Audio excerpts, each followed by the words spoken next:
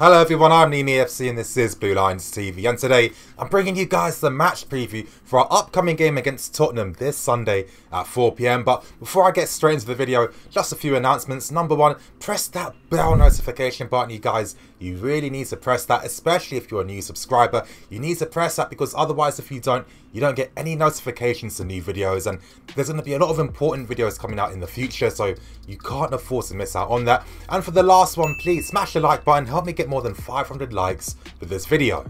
Starting with the match preview, and for the game on Sunday, honestly, it's a huge game for both teams. For example, if Spurs were to potentially lose this could really jeopardise their chances of reaching the top four.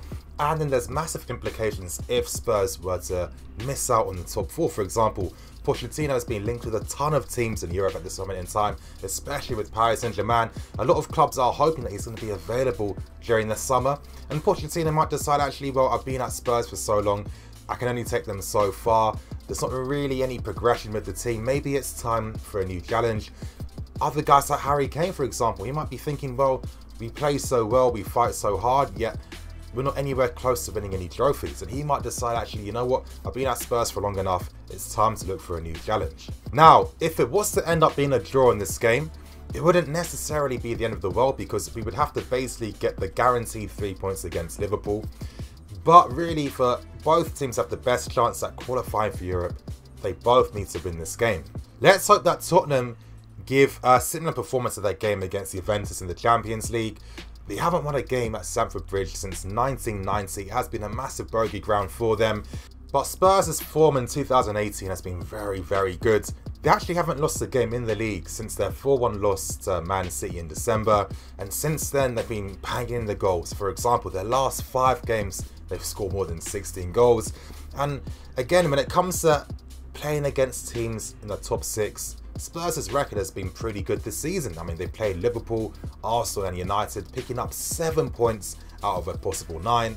And they really are one of the most informed teams in the country so far. And it's been typical of Spurs under Pochettino, in the second half of the season, that's when they really galvanise and really, push on. Still, there's some massive injury news potentially for Tottenham, and that's the fact that Harry Kane potentially won't be playing. Now, Pochettino really hasn't stated whether Kane is going to be fit or not. I mean, of course, if I'm Pochettino, I'm not going to really state to the press that Kane won't be available, because then Conte will then have time to maybe, redo his tactics and have other possible plans to, get the advantage over Spurs. But it's looking like Harry Kane won't be fit in time, and even if he does play some part in this game, he's not going to be anywhere close to being fully fit. So it seems like Son will be playing up front. He'll be playing up front over Llorente. Llorente really hasn't been too impressive this season. I mean, it makes a lot of sense. He is very static. He doesn't really move as much, especially as he's much older. And I think maybe one positive with Son playing up front for us is the fact that obviously he's much more dangerous playing on the left, in my opinion. I mean, this guy can play all across the front three. He is a modern day forward, but I do feel obviously facing our back three, it's going to be very difficult for him, especially when he won't have the same space he likes to operate in on the left-hand sides. Now, what can we expect from Tottenham in this game? Well, they will be using their customary 4-2-3-1 lineup. Spurs are very effective at counter-pressing under Pochettino. Obviously, since Pochettino's come, he's really got their fitness levels up very high. They like to win the ball in the opposition's half as well. Plus, they have that solidity in defence as well. And the beauty of how Tottenham like to play is obviously with their guys that operate in the half spaces. That's guys like Ali, Eriksen, Lamela and Son. They like to move infield, freeing up the spaces on the flanks for their wing backs to push forward. And it's been no surprise why Spurs have been, they've had some very dominating wing backs playing for them. I mean, for example, Ben Davies has been very good this season. Trippier and Ori have been exceptional as well this season as well. So they really have that license and freedom to attack down the flanks due to the space being afforded to them. And this is how Tottenham are able to create a lot of overloads in the opposition half.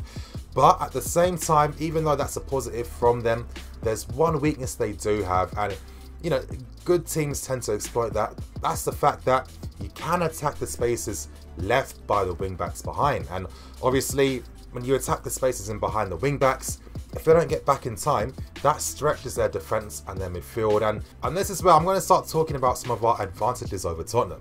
Now, I was making that point earlier about attacking Spurs on their counter-attack and their weak areas, and honestly, that's a weakness we've been exploiting for a while now. The game against Spurs earlier this season at Wembley was a testament to that. A lot of our goals did come on the counter-attack, and normally when we do play against Spurs and beat them, it's because we are exploiting them on the counter-attack, and we do manage to create those overloads. Now, in a way, it's weird. I'm going to be very contradictory because I honestly feel for this game at home, we will have to keep the ball a bit. We can't afford to just play without the ball. I mean, this season in particular, as the season's gone on, we're not really effective at sealing out wins at the back, and I really want to risk that against Tottenham. I don't want to play into Tottenham's hands of giving them free possession and allowing their wing-backs to get forward, because there's one thing that Tottenham are very effective at, and that's been one major weakness that we've had anytime we play them, and that's their use of the half spaces, for example.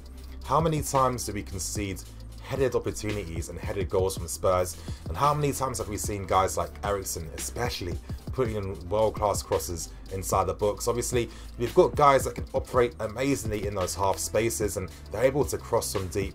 They're able to have a goal threat as well. They can slip people in, and they're very good at interlinking with each other as well. So that definitely is going to be an area that we definitely need to, preoccupy and be aware of. And too often, Spurs do manage to get joy against us down those sides. And I honestly feel the reason as to why we can't, fully nullify them in a game is because we don't keep enough of the possession. That's the key thing. Now, of course, when we did beat them earlier, we had a three-man midfield. Having a three-man midfield did help us in terms of, obviously, outmanning Spurs in those areas. We were really forcing out Ali and Eriksen to push out wide. So that could be another tactical possibility that Conte is going to look into. But at the same time, I don't feel that should be the case, because with Willian's exceptional form in 2018, it wouldn't make a lot of sense to me if we were to sacrifice using him in this game just to bring in, let's say, Bakayoko midfield.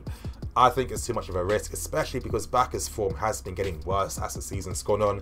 I think this game is just too big for him, for us to rely on him and for him to really have that confidence to play in. So I really feel that we are going to have to use a 3-4-3. Willian and Hazard will be key, especially at exploiting the spaces in behind of the Spurs wing-backs. And this is a game where we'll have to keep possession, we'll have to attack and have to go for this game as well.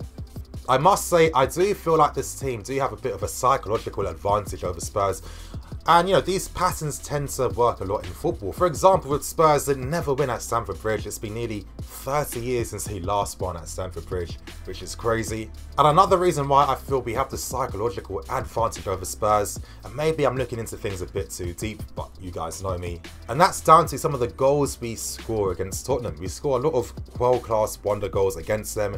And for me, when you attempt that type of shot on goal, you have to feel very confident when you strike the ball, and you have to know what you're going to do before the ball comes. And I mean, recently, especially under Conte's spell, the amount of wonder goals we've been scoring against Spurs has been pretty crazy. I mean, Alonso, the game in the FA Cup with Matic as well, and Hazard, and there's been so many amazing goals scored against them. And I really do feel that, Pedro too, let's not forget last season as well. And I really feel that our players do feel confident when they do play against Tottenham, and I think that's going to be key in helping us get something from this game. Now, my predicted scoreline for this game, even though I have said that if we did get a draw, it's not necessarily the worst thing in the world, but it does make things much harder because we'd have to definitely beat Liverpool and win our remaining games for the season. So it will put a lot of pressure on the team, especially when they have an FA Cup run at the same time. But you guys, I feel that we will get the result against Tottenham.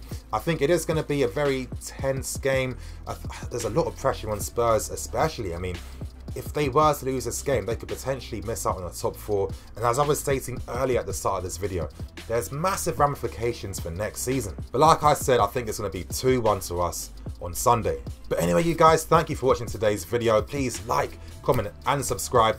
Tomorrow, I'm releasing 2 more videos. I'm releasing 3 ways in which Conte can approach the game against Tottenham. You guys know how I get in detail. There'll be footage, tactical analysis. I'll be getting into depth a lot more. You guys know how I do things, and there's going to be a combined 11 video coming out tomorrow as well, so don't miss out. And obviously on Sunday will be the match review, and the day after that I will be releasing the Joe Tweedy podcast, and I'll be releasing the talking points from the game against Tottenham. Anyway, you guys, thank you for watching. I'm Nini FC. This is Blue Lines TV, signing out.